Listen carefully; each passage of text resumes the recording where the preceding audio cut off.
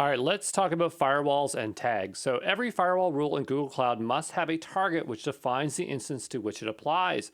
And the default target is all instances of the network. I put an asterisk on that because when you actually look at the form, when you first go through it, it defaults on specified target tags. So maybe if you're doing this programmatically through gcloud, like through the CLI or another way, then it would default to all instances, but you'd have to actually go up and select it there. You have the option to specify based on target tags or specified based on service accounts.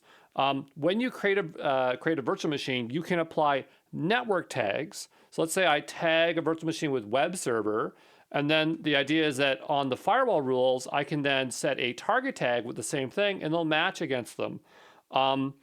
The number one thing that makes this confusing, and for me and for everybody, is target tags and network tags, because they're essentially the same thing, because target tags only ever match against network tags.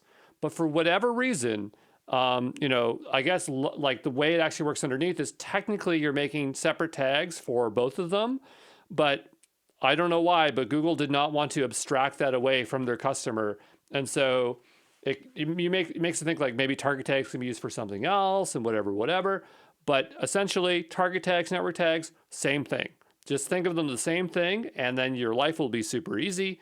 And Google, they got to work on their documentation. They got to work on their UI. They got to make this easier for folks, because this thing, again, causes a lot of pain for people. But hopefully that helps you to understand network tags, target tags, exact same thing. Okay.